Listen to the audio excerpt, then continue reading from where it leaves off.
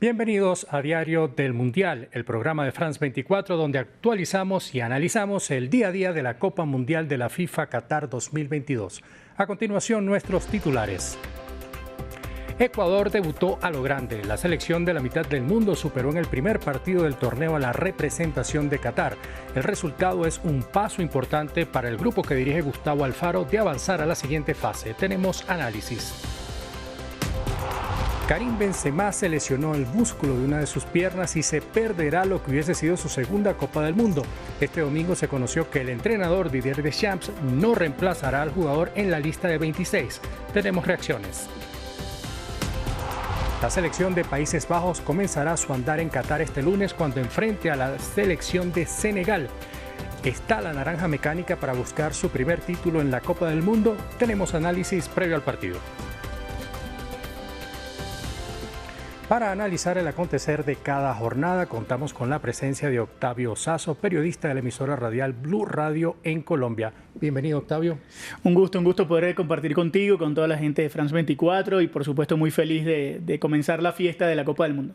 Así es, esperamos tanto tiempo. También aprovecho para darle la bienvenida a nuestro enviado especial, Juan Popiales, quien nos trae todos los detalles de primera mano de lo que ocurre en Qatar. Saludos, Juan, buenas noches para ti. Bueno, ya madrugada allá en Qatar.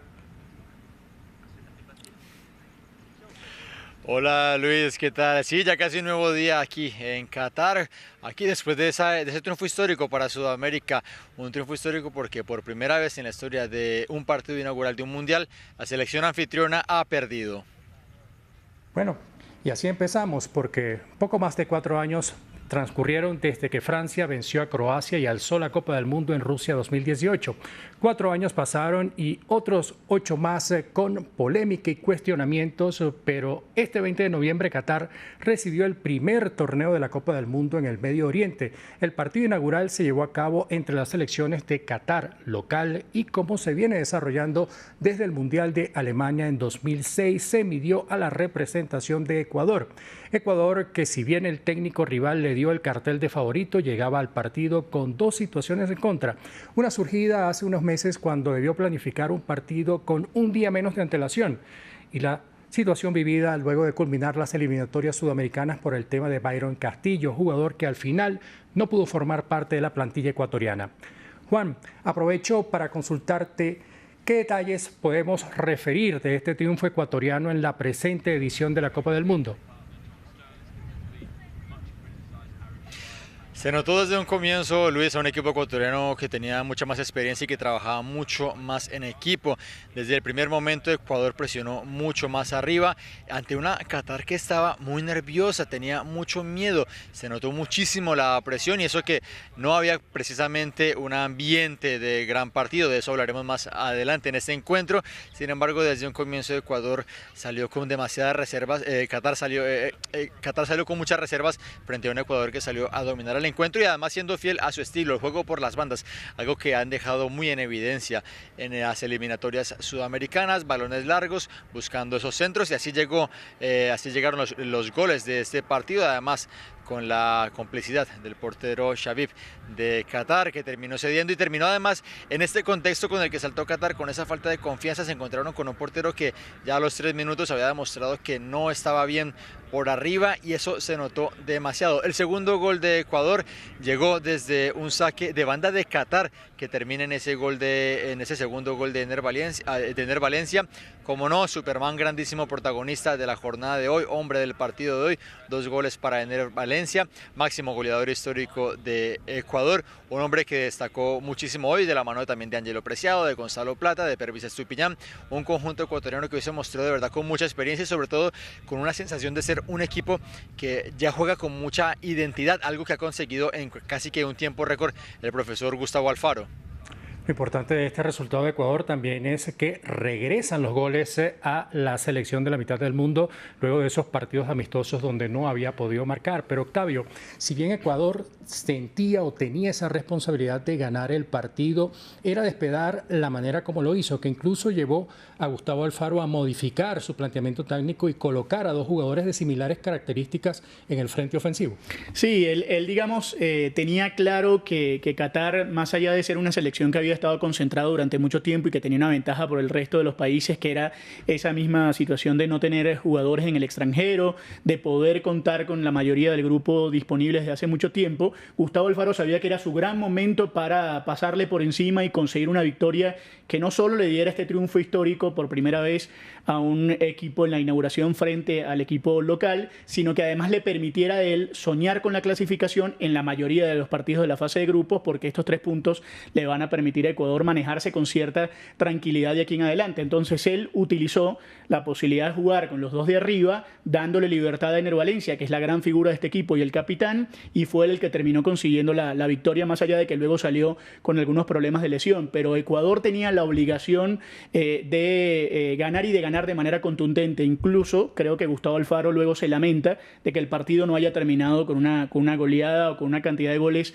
más a su favor, porque evidentemente era la gran oportunidad para que el equipo sudamericano pudiese llevarse una ventaja holgada. Creo que Ecuador terminó sacando el resultado que quería, que necesitaba, y dejando en claro que es un equipo mucho más fuerte que la selección catarí, que evidentemente no está al nivel del equipo de Alfaro.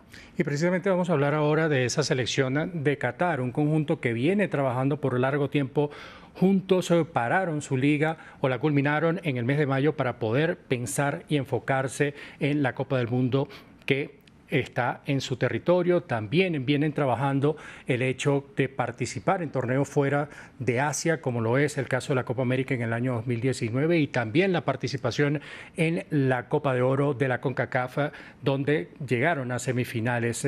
Por esos resultados, por el tiempo trabajado, Qatar tenía la obligación de por lo menos rescatar un punto en este partido.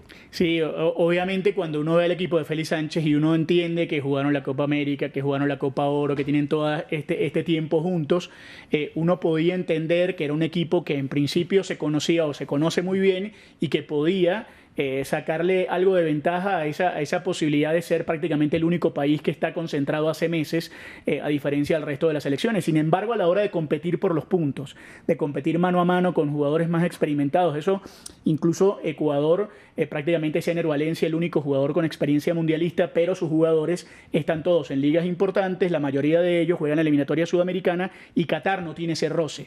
Por un lado está el hecho de tener una selección de laboratorio, pero al ir a pelear mano a mano contra rivales de más experiencia, de más rodaje en cuanto al tema futbolístico, le costó, y eso se notó. Evidentemente, Qatar tuvo un par de posibilidades, yo creo que incluso una de ellas pudo haber entrado para marcar una diferencia, cortar el resultado, y quizás eso hubiese podido cambiar la dinámica del partido. Sin embargo, Qatar, yo creo que incluso Qatar no mostró el buen fútbol que mostró en la Copa Oro, por ejemplo. Decepcionó un poco Qatar, le costó eso, pensamos que Qatar podía jugar mejor, y al final le pasa factura el hecho de que sus jugadores no tengan ese roce frente a un rival que jugó una muy buena eliminatoria y que tiene evidentemente mucho más recorrido.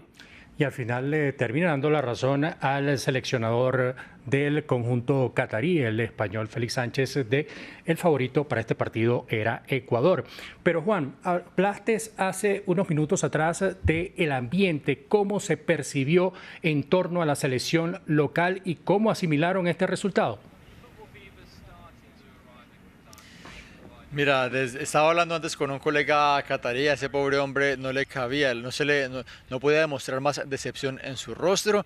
Me decía, llevamos mucho tiempo esperando por esto, y me decía, no jugamos a nada. No les puedo explicar la expectativa que había en este país por ese partido de hoy. Como lo dijo el profesor Gustavo Alfaro ayer, Qatar llevaba 12 años preparándose para el partido de hoy. La mayoría de los jugadores que vimos de la selección de Qatar son formados en la Academia Aspire, ese centro o ese supercentro de alto rendimiento que se formó en 2014.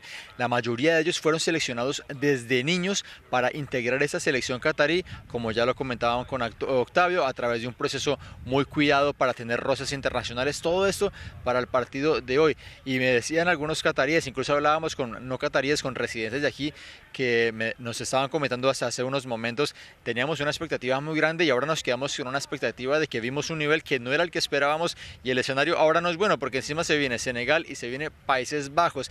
Además pasó algo en el estadio que fue demasiado llamativo. Primero, cuando llegamos a este estadio, el estadio de Al Bayt, notamos desde el primer comienzo, este es un estadio que está muy lejos, a unos 35 kilómetros de aquí de Doha.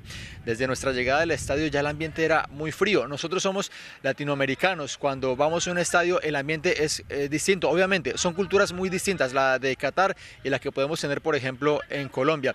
Desde que llegamos notamos esa frialdad. Cuando ingresamos al estadio comprobamos que era algo muy distinto. La afición catarí, obviamente mayoría, solamente reaccionaba ante las jugadas de peligro y prácticamente que no había un ambiente para un partido inaugural de un mundial. Nosotros, volviendo a hacer esa comparación con los equipos latinos, cuando juega un equipo latino, prácticamente que el país se paraliza. Yo me crié en España por ejemplo también pasa lo mismo, juega la selección española y en un mundial el país entero está con esto. Aquí, después del 2-0 de Ecuador, la gente empezó a irse del estadio. Para el descanso mucha gente se fue. Cuando se reanudó el partido, en la segunda parte había muchos claros en la grada. Y ahí llegó un dato el cual estábamos comentando con los compañeros. Este estadio, el estadio de Al Bayt, tiene una capacidad según la FIFA para 60.000 personas. Según el dato de la FIFA, acudieron 67.000 personas, que ya estamos hablando de un desfase de 7.000 aficionados, que estamos viendo que puede que en algún momento hayan estado superando la capacidad original del estadio, pero no es un dato que refleja para nada el ambiente que vivimos y que para los aficionados del fútbol pues nos queda esa deuda de, bueno, si este es el ambiente que vimos en el partido inaugural, ¿qué nos espera entonces en los otros encuentros? Y un dato demográfico, Juan, un estadio de 60.000 espectadores para una población que apenas sobrepasa los 30.000. Pero es interesante hablar de este proceso de Qatar 2022 y sobre todo lo que se llevó a cabo previo al partido, porque alrededor de las 17 horas locales en la mañana para Europa y en América, algunos países del hemisferio occidental ya con bien entrada la tarde, fue la inauguración. La misma destacó aspectos de la cultura catarí, como era de esperar, y presentó un emotivo momento recordando las mascotas de las Copas Mundiales pasadas. Además, contó con la presencia de, entre otros, el actor estadounidense Morgan Freeman y del creador de contenido Ghanem Al-Muftah. Pero Juan, hablando ya de esta situación, ¿cómo se vivieron los actos protocolares en el estadio Al Bayt? La inauguración fue un momento también muy esperado. Sin embargo, para ese momento, para la inauguración, todavía el estadio no estaba lleno al completo. Yo soy una persona que piensa que las inauguraciones en el mundo del fútbol, no sé por qué, por alguna razón en especial, nunca brillan. Todos nos acordamos de las inauguraciones en los Juegos Olímpicos, nos acordamos de Barcelona 92, nos acordamos de la inauguración de los Juegos Olímpicos de Beijing, pero en el fútbol no terminan de brillar. La inauguración de hoy fue una organización muy preparada, se trajeron a los mejores organizadores del mundo, que precisamente organizadores, creadores que han estado en inauguraciones, en ceremonias de los Juegos Olímpicos. Fue una ceremonia que le aplaudo, en mi caso personal, precisamente ese recorrido por los otros mundiales. Hubo también un recorrido por las canciones, por los himnos del mundiales. Además, para mí sonaron de manera consecutiva los dos mejores himnos que ha habido en la historia de los mundiales: la Copa de la Vida de Ricky Martin de 1998 y el Waka Waka de Shakira en 2010. Fue todo pensado en hacer como una especie de recorrido, también una especie, en un momento cultural. Así comenzó esta ceremonia inaugural con ese discurso de Morgan Freeman, liderado por Morgan Freeman. También se notó obviamente mucho despliegue de fuegos de artificio, de láser, un despliegue tecnológico importante con el que Qatar quiso pues también mostrarse al mundo. Tenemos que darle un contexto muy importante a la gente, que es que Qatar estuvo hasta el año pasado bloqueado por varios países vecinos árabes aquí en la región, y para Qatar este evento es una oportunidad casi que única para mostrarse al mundo como un lugar, como una potencia en el mundo árabe. De ahí que para ellos sea tan importante este evento. Llevan desde 2010, cuando fueron elegidos como sede de este mundial, oficialmente preparándose, pero Qatar lleva muchos años más buscando un evento de esta magnitud, porque son un país pequeño, son un poquito más grande que Jamaica, pero ellos quieren mostrar que tienen una capacidad sobre todo para brillar a través del deporte, y también pues para mostrarse de esa manera, que sea otra Qatar, que no se hable siempre de la Qatar polémica, de la Qatar que venimos hablando en nuestras emisiones, en nuestro noticiero, de esa Qatar que tiene denuncias por malos tratos, que tiene denuncias por restricciones contra la comunidad LGTBIQ+, que tiene denuncias por los obreros que murieron en la construcción de esos estadios. Por ello ha sido, Octavio, una Copa del Mundo muy polémica, sobre todo desde su elección. ¿Era la opción más indicada para llevar a cabo una Copa del Mundo? No, lo que pasa es que, claro, en el libro de requerimientos de FIFA hay un par de detalles que no los tiene Qatar, que es haber tenido al menos experiencia o tener un crecimiento en cuanto al fútbol local, tener algún tipo de relación con eventos importantes. Eso lamentablemente Qatar no lo tenía. Evidentemente esta decisión fue más allá de eso, rompió los paradigmas de las elecciones, de la manera en cómo se vienen escogiendo los mundiales de fútbol, y evidentemente es un mundial atípico. Ya el simple hecho de que las personas incluso puedan presenciar un par de partidos o 3 partidos en un mismo día, una misma persona, que puedan moverse en metro de un estadio al otro, que les puedan permitir ese tipo de avances tecnológicos, ya cambia totalmente la dinámica de juego, cuando normalmente en los mundiales se termina un partido en una ciudad y hay una ciudad muy lejana en donde se va a jugar el otro. Hay un montón de situaciones que tienen que ver con eso. Evidentemente quizás no era la mejor elección, pero a partir de eso estamos hablando de un mundial que lo va a marcar la tecnología, que lo va a marcar el despliegue, y que en función de eso arrancará precisamente el día de hoy, y veremos cómo se desarrolla a lo largo de los próximos días y qué nos permite ver este mundial, entre comillas, artificial, que vamos a empezar a observar a partir de hoy. Octavio, lo importante que mencionas el tema de la tecnología, de hecho ya lo empezamos a ver en ese primer partido entre Qatar y Ecuador, sobre todo el uso de la herramienta tecnológica para detectar lo que tiene que ver con las posiciones adelantadas o los fuera de juego.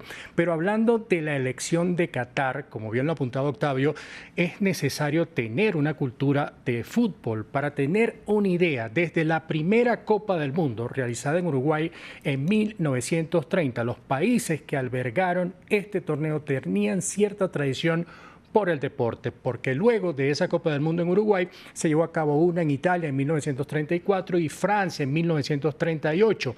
Entre 1938 y 1950 no se pudo disputar por la guerra, pero entre 1950 y 1970 se fue alternando entre Europa y América del Sur hasta que llegó México en 1970. De allí, nuevamente la Copa pasa a Europa, Estados Unidos 1994, y de allí da ese salto, esa experiencia que quería Joseph Blatter para expandir las fronteras del fútbol, y en este caso pudo conseguirse esa Copa del Mundo 2002 en Corea y Japón, y más tarde en el año 2010 en Sudáfrica, en el continente africano. Pero estamos hablando de un proceso que requiere un trabajo exhaustivo de preparación, no solo para conformar los estadios a utilizarse, sino también en cuanto a las personas que estarán trabajando como voluntarios, y así guiar a los miles de visitantes que acuden para presenciar este evento. Aprovecho para entonces consultarte, Juan, a nivel organizativo, ¿qué impresiones les ha dejado este primer día en la Copa del Mundo?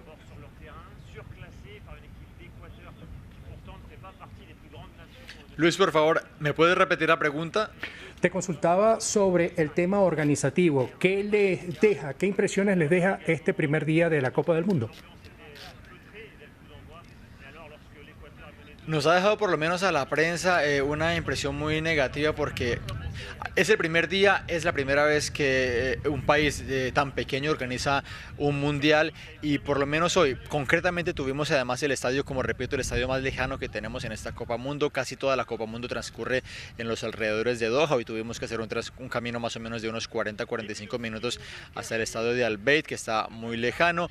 Tanto la ida como el regreso fue muy complicado para los periodistas. En el regreso había una fila enorme de periodistas que tuvimos que esperar una hora después del final del partido para regresar. Tenemos el antecedente de lo que ocurrió ayer en la fan zone, en la zona de fanáticos, que hubo más personas de la capacidad que tenía esa fan zone. Hubo además esas quejas de que hubo una respuesta muy agresiva y muy negativa por parte de las autoridades.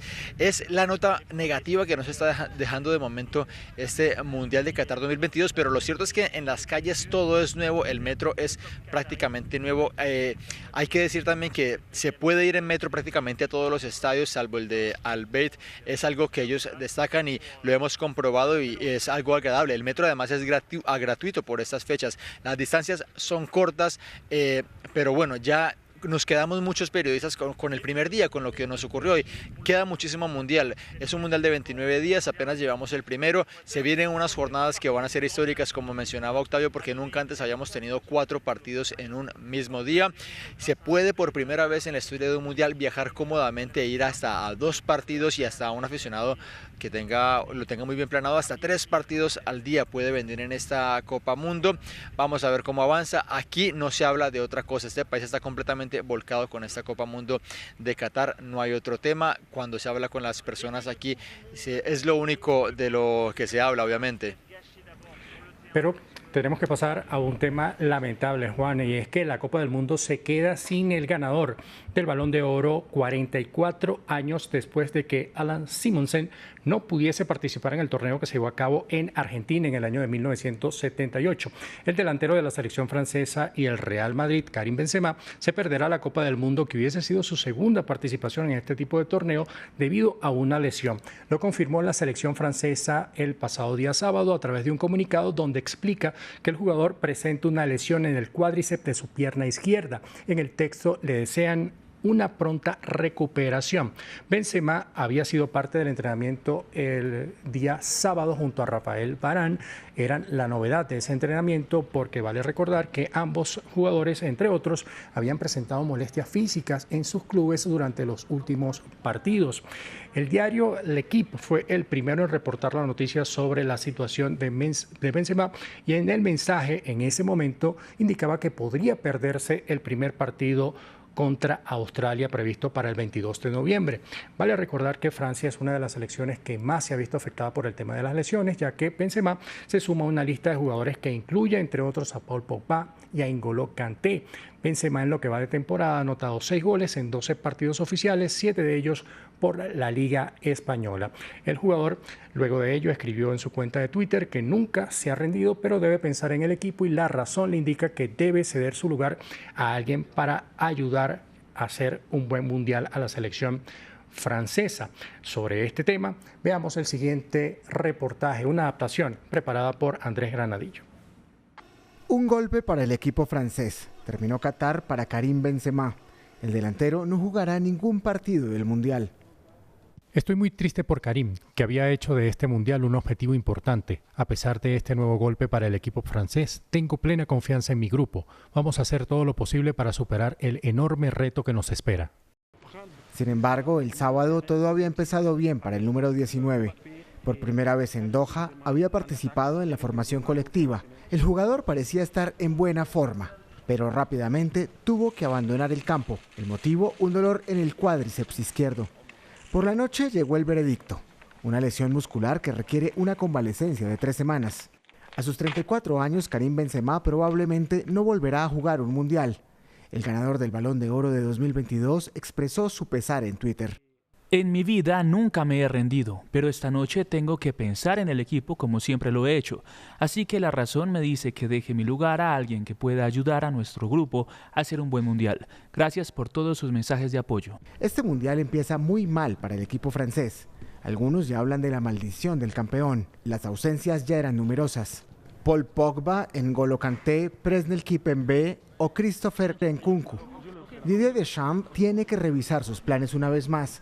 Todavía tiene unas horas para convocar a otro jugador, antes del primer partido de Le Blé el martes por la noche contra Australia. Pero sin duda la lesión de Karim Benzema ha sido la noticia en la previa del inicio de esta Copa del Mundo. Para ampliar detalles sobre el impacto que ha tenido la misma, el periodista Nino Mangravita de la redacción de Tigo Sport en Panamá nos ofrece el siguiente análisis. ¿Qué tal, amigos? ¿Cómo están? Un placer saludarles. Nino Mangravita de Tigo Sports, aquí en Ciudad de Panamá. Bueno, el tema Benzema es un tema caliente, es un tema que le está dando la vuelta al mundo, por encima de cualquier otro en estos momentos. Pero yo creo que Didier Deschamps, sé que es una persona muy astuta, lo fue como jugador y también lo es como director técnico, ya lo venía contemplando. Él de seguro ya tenía un plan B para esta situación. Y en efecto, Francia ha tenido bajas, posiblemente la selección con más bajas de esta Copa Mundial, y son bajas muy importantes, muy puntuales. O sea, Kanté, Nkunku, Pogba, ahora Benzema, o sea, son jugadores que lo más probable iban a ser titulares. Aquí es donde viene el plan B. Y Francia tiene jugadores para poder por lo menos arrancar este torneo y que vaya evolucionando a medida que vayan pasando de rondas y que se vayan dando los partidos. Tocará ahora a Giroud, de seguro, arriba, con Mbappé, con Griezmann, con Dembélé, con Rabiot un poco más retrasado. O sea, van a haber cambios de nombres que posiblemente no se tenían contemplado. Y esos son los huecos que empezarán a llenar. El hueco de Benzema es muy grande. Benzema ha aportado muchísimo. Un jugador que se tiró prácticamente junto a Courtois también tiene mucho que ver en el título ese del Real Madrid en la Champions hace algunos meses. Pero, repito, o sea, son jugadores muy importantes, pero los que vienen detrás de ellos o los que están junto a él son jugadores que tienen muchas cualidades también para poder seguir teniendo a Francia como uno de los top candidatos para esta Copa Mundial. Octavio, desde el punto de vista anímico, porque sabemos que Francia cuenta con otras figuras que pudiesen reemplazar a Benzema y mantener el nivel que ha mostrado Didier Deschamps, ¿cómo pudiese afectar a la selección en esta Copa del Mundo? No, ha sido un golpe durísimo. Incluso los jugadores esta mañana lo comentaban, Eduardo Camavinga, algún otro jugador que habló con la prensa sobre lo que significa ser el líder del grupo. Y todo el mundo estaba esperando dentro del plantel que Benzema tuviese la revancha de poder jugar el Mundial y ganar el Mundial. Porque Francia gana el Mundial sin Benzema por toda la situación que había tenido, que lo había apartado de la selección, y era el gran momento para el hombre del Real Madrid de poder ganar con este grupo la Copa del Mundo, porque evidentemente siguen siendo grandes favoritos para llevárselo. Entonces, perder a Benzema es un golpe durísimo. Ya ellos habían perdido en N'Golo Kanté, que es un baluarte fundamental de la mitad, o a Pogba, que anima muchísimo al grupo, pero perder al líder, al cabeza, al hombre más importante del plantel y al delantero o al jugador de mayor forma que tiene Francia en el equipo es algo que no va a poder sustituir. De todas maneras, Francia tiene la experiencia reciente de haber ganado un mundial sin él y de poder jugar sin él. Futbolísticamente hablando es una cosa, pero anímicamente otra, porque evidentemente estamos hablando del hombre que prácticamente el mundo entero quería ver pelear mano a mano con Messi la posibilidad de jugar por el título, de ganar el Mundial de Fútbol con Cristiano, con las grandes figuras, y todo el mundo estaba esperando eso. Entonces, que se lo pierda es realmente un golpe muy duro para el grupo. Y además repetimos el ganador del Balón de Oro. Pero Juan, ¿cómo se ha desarrollado la noticia en territorio catarí desde la noche allá en ese país que explotó la misma? Nos tomó por sorpresa esa noticia. Teníamos una parte de nuestro equipo cubriendo precisamente ese entrenamiento de la selección francesa. Cuando vimos que Benzema se retiraba, estuvimos desde entonces muy pendientes. Comenzaron a salir los reportes y la confirmación por parte del equipo de Francia nos llegó pasada la medianoche, mientras escuchamos de fondo un poco del ambiente de este Mundial de Qatar aquí en Doha. Ha sido algo muy comentado y desde entonces ahora todo el mundo ya tiene una especie de aura negativa en torno a lo que pueda pasar con Francia. Hoy Camavinga no se entrenó para cuidarlo, dicen desde la selección francesa, y obviamente ya hay entonces un mar de dudas sobre lo que pueda pasar con la selección, sobre todo en esa parte del medio campo que no cuenta ni con Kanté ni con Pogba como estaban contando, y en donde en teoría están llamados a tener ahora un papel protagónico jugadores como Camavinga o como Tchouaméni, que son muy jóvenes, además de Rabiot, por ejemplo, que no ha sido una figura constante en la selección francesa. Muchas dudas en torno a Francia de cara a ese debut contra Australia. También en la defensa Varane tiene que estar muy bien, es el capitán en defensa, es el jugador más experimentado en la defensa. Gran parte de esa estabilidad de Francia pasa porque Raphaël Varane se encuentre bien para ese debut el martes contra Australia. Mucha expectativa para ese partido entonces en territorio catarí, pero a continuación damos un repaso a la agenda de partidos para este inicio de semana. Por el grupo A, la selección de Países Bajos comienza su andar en el torneo. La selección dirigida por Louis van Gaal debuta frente a Senegal, selección que llega golpeada por la ausencia de Sadio Mané. También este día lunes abre el grupo B. De hecho, el partido entre Inglaterra e Irán será el que abra la jornada en general, mientras que Estados Unidos frente a Gales cerrará la misma en horas de la tarde para América.